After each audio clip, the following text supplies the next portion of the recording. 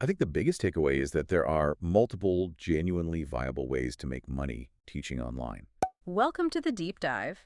Thinking about sharing your knowledge online and maybe even making some money from it. That's definitely a hot topic. Yeah, so today we're really digging into that. How you can build an income by teaching online. We've looked at insights from, successful creators. Like people who've actually done it. Exactly.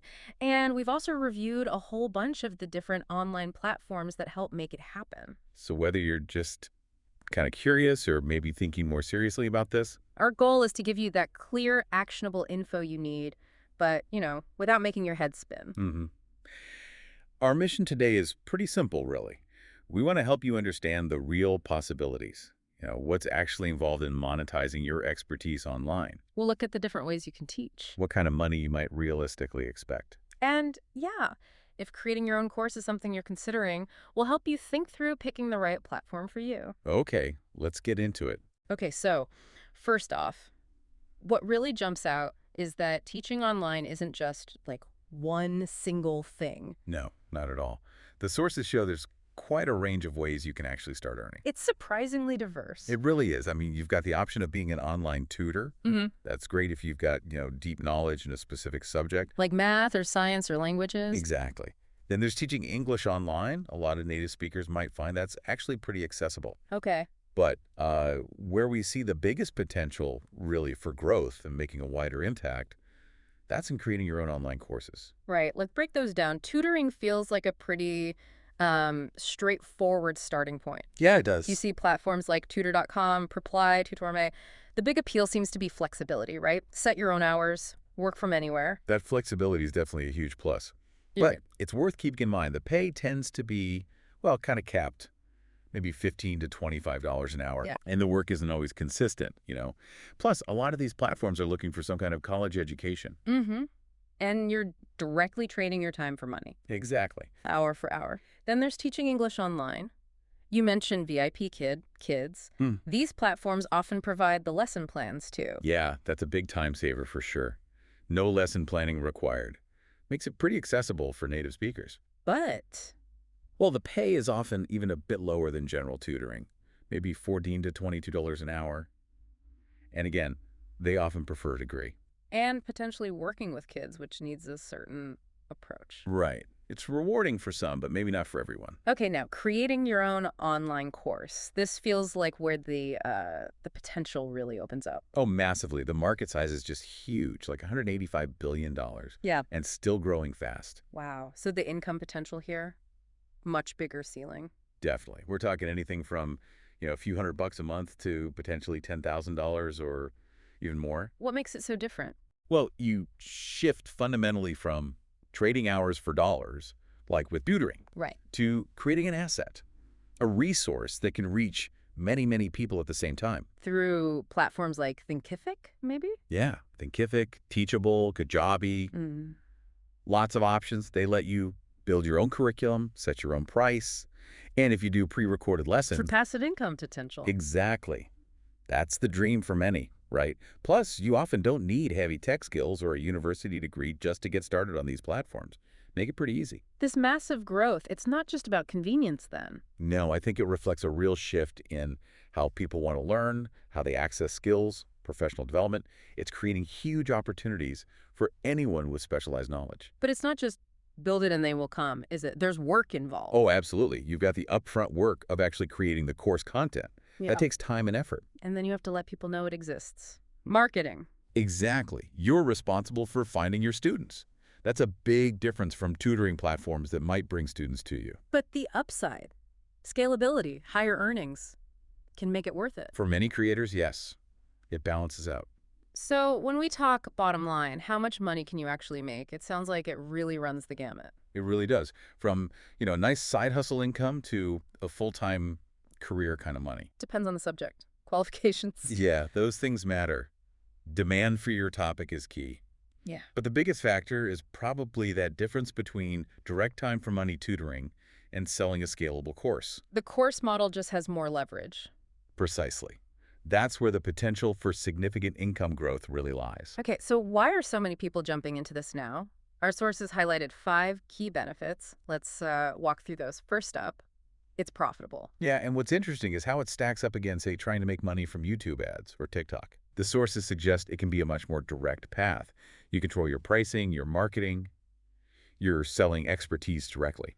It's a different model than just content creation for ad revenue. Totally. And, it's kind of stark when you compare it to the pay scales for traditional classroom teachers in some places. Mm-hmm. Okay, second benefit, flexibility. This seems huge. Oh, it's massive. Setting your own hours, the potential passive income from pre-recorded stuff. Working from anywhere. Yeah. Choosing the type of teaching you want to do.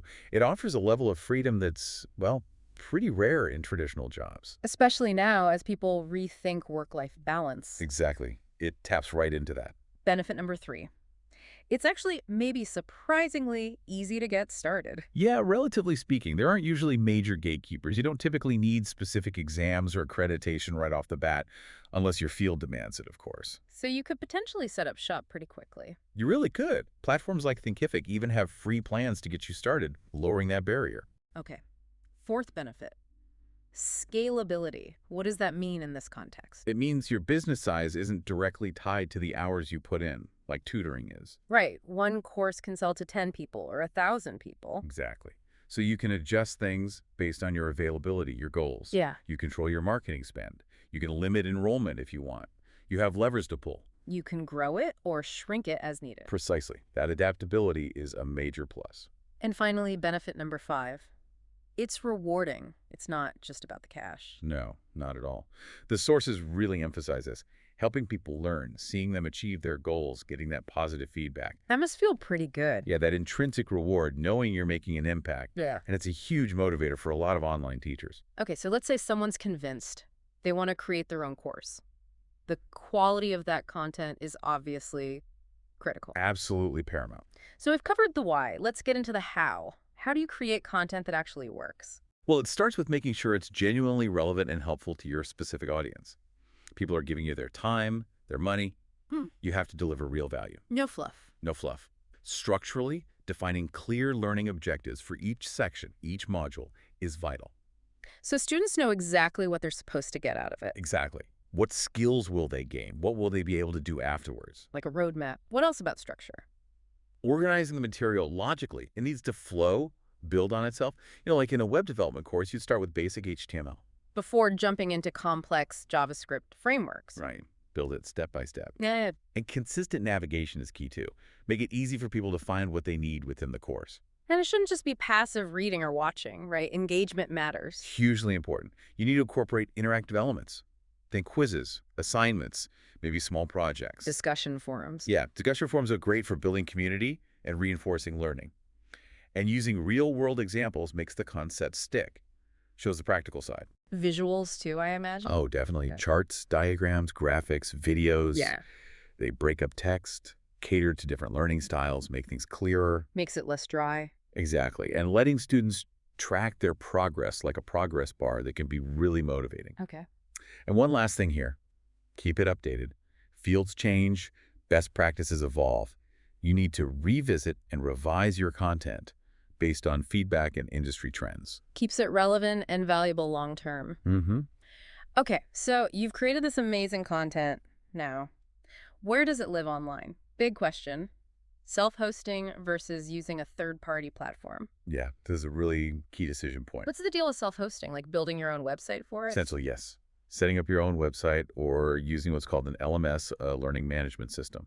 It's software designed for courses. The upside. Total control. Yeah. Your branding, the user experience, how you structure payments, everything. And potentially, it could be cheaper in the long run. Maximum flexibility. Sounds great, but what's the catch? Well, it takes technical know-how. You got to set it up, maintain it, worry about security updates. Right, you're the IT department. Pretty much. Yeah. And you might start with fewer bells and whistles compared to an established platform. It Yeah, can be a makes sense. significant undertaking. Okay, so the alternative. Third-party platforms. We mentioned names like Udemy, Teachable, Thinkific. Right. These platforms are designed to make it easy. They come with tons of ready-made features built in. White. Content delivery, handling payments, analytics to see how students are doing, communication tools, student management. It's all integrated. Plus, some have existing audiences, right? Like Udemy. Yeah, marketplaces like Udemy or Skillshare have millions of users already browsing. That can give you a wider potential reach, especially early on. And they handle platform security. So what are the downsides of using a platform? Usually less customization than self-hosting. You're working within their framework. Mm. And they typically take a cut, either through transaction fees or monthly subscription fees. Which eats into your revenue. It does. And you're also living by their rules, their terms and policies, which, could change. So how do you choose? Self-host or platform? It really comes down to a few things: your comfort level with tech, your budget, and how much customization you absolutely need. If you're tech savvy and want full control. Self-hosting might be worth exploring. But for most people starting out, Honestly, the ease of use and built-in features of third-party platforms often make them the more practical choice, at least initially. okay, so let's say you go the platform route. How on earth do you pick one? There seem to be dozens. Yeah, it can feel a bit overwhelming, but you can narrow it down by focusing on key features. Like First, is it easy to use? For you and for your students, that's crucial. user experience. Definitely. Then look at customization options. Can you make it look like your brand? Does it support the media you need? Video, quizzes, downloads. What about growth? Scalability, yeah. Hmm. Can it handle more courses, more students if you grow? And mobile access is pretty much non-negotiable now. People learn on the go. Communication tools. Analytics. Yep. How can you interact with students? Hmm. What data can you get on their progress? Also look at payment options, security, customer support quality. And integrations, like with email marketing tools. Exactly. Can it connect to other tools you use or you might want to use later?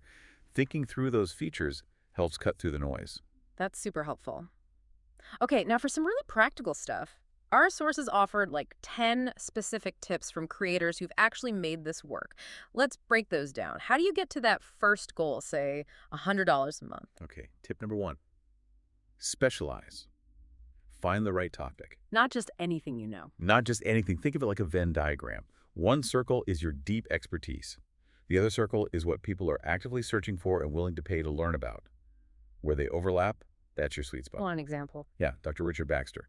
He focused super specifically on lip and tongue-tied procedures for dentists and physicians. Mm. Very niche. So his advice is Find that niche, know it inside out, teach it simply, focus on quality, and get it in front of the right people.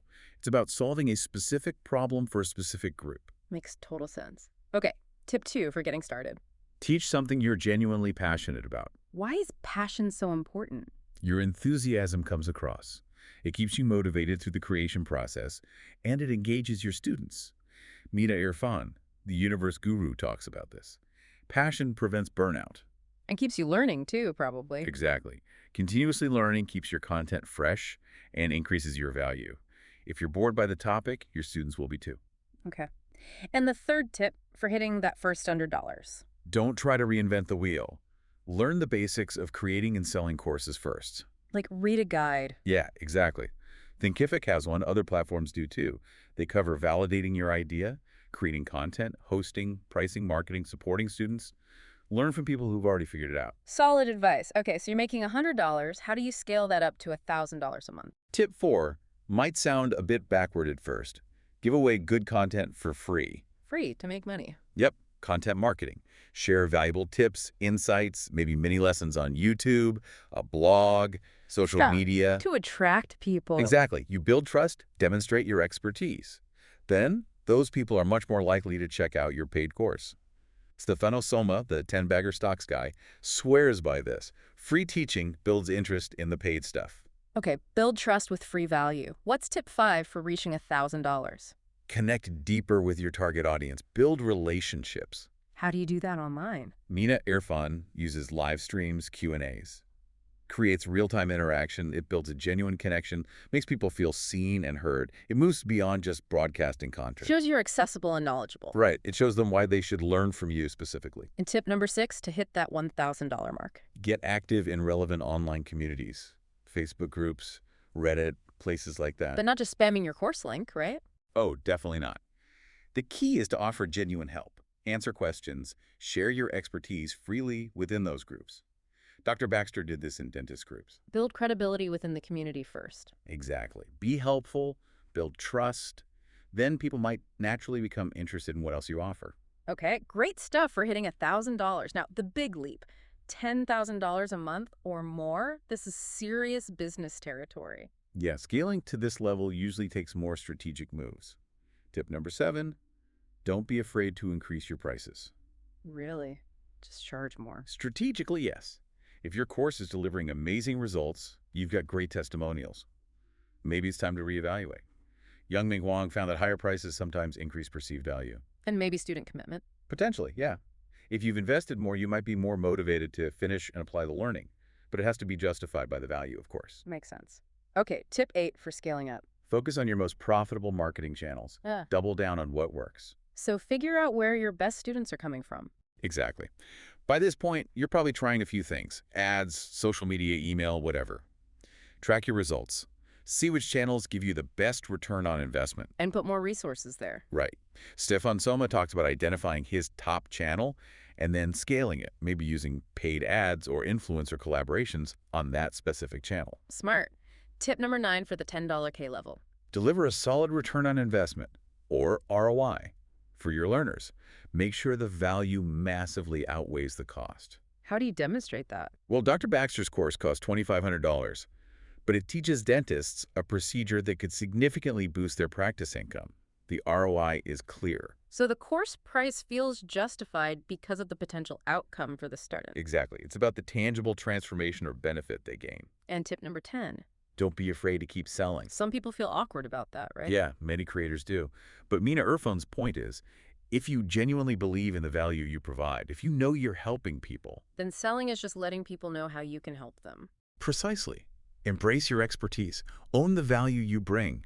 Selling allows you to reach and impact more people. There was an 11th bonus tip too, right? About efficiency. Yes.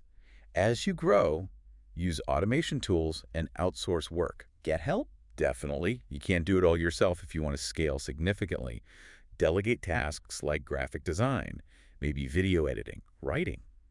Use tools for email automation, social media scheduling. Free up your time to focus on the core teaching and strategy. Exactly. Work smarter, not just harder. It's all incredibly practical. Okay. Shifting gears slightly, the other big piece was the platforms themselves. The source mentioned like 19 platforms for 2025. Yeah, it's a crowded space. Can we maybe just highlight a few key ones and what they're generally known for? Give people a starting point. Absolutely. Let's pick a few diverse examples. Thinkific often comes up as great for creating a wide variety of digital products.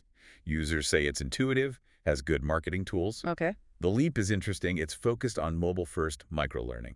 Short, bite-sized lessons. Different approach. Yeah. Kajabi aims to be an all-in-one solution. Course hosting, email marketing, sales funnels, analytics, all integrated. For people who want everything in one place. Right. Then you have the marketplaces. Udemy is huge. Millions of students. Good if you want reach, especially with free courses, though they take a larger revenue share on paid sales usually. And that's Skillshare. Similar marketplace model, but heavily focused on creative skills. Engaged community there. Teachable. Often mentioned for experienced creators. Good customization. Strong tools for things like one-on-one coaching alongside courses. Podia. Known for flexibility selling courses, memberships, digital downloads, webinars. Lots of product types. Zorn Worlds. That one stands out if you need to manage multiple instructors within the same school or platform. And Wise. Wise seems more focused on live online teaching and coaching, with an emphasis on security and interactive features for live sessions. So a real spectrum of options depending on what you need. Definitely. And that list just scratches the surface. You also mentioned a distinction earlier. Online learning platforms versus online teaching platforms. Can you clarify that again? Sure. Think of online learning platforms, the marketplaces like Udemy or Coursera, as like a big digital shopping mall. Lots of different stores or instructors under one roof, run by the mall owner. Okay. Online teaching platforms like Thinkific, Teachable, Podia are more like the tools and services you'd use to build and run your own independent online store. So marketplace versus your own branded storefront. That's a great way to put it. One gives you access to existing traffic, but less control and a bigger cut taken. The other gives you full control, but you have to bring your own traffic. Got it. So when someone's comparing these, say, teaching platforms, what are the absolute key things to weigh up? Well, beyond what we mentioned for specific platforms, think about, do you want that independent storefront feel or something that integrates into an existing website? Yeah. What's your teaching style, self-paced video, live calls, community focus, the pricing model, subscription versus transaction fees, free plans? Code versus no code. Right. How tech-savvy are you? How important are built-in marketing tools versus using your own? Community features, are they important for your topic? Weighing those factors against your specific needs is key. This has been incredibly comprehensive. Wow. So, just to wrap things up, what are the main takeaways for someone listening who's thinking, okay, maybe I could do this? I think the biggest takeaway is that there are multiple genuinely viable ways to make money teaching online. It's not just one path. From tutoring right through to building a whole course business. Exactly. And success often hinges on finding that sweet spot, your passion, your expertise, Yeah. and a real need your audience has. Delivering consistent value is non-negotiable. And in terms of getting started, choosing that platform, The right way really depends on you, your goals, your skills right now, your resources. There's a huge variety of platforms, as we saw. each with different strengths. So hopefully the features we talked about give you a good checklist to think through when you're comparing them and trying to find the best fit for what you want to achieve. It definitely feels more manageable now. Good. You know, this whole conversation brings up a really interesting question for you, the listener. Thinking about this rapidly growing world of online learning, what unique skill, what piece of knowledge do you have that could genuinely transform someone else's life or career if you shared it online? That's a powerful question. And maybe even more importantly, what's just one small concrete step you could take, maybe even today, just to start exploring that possibility?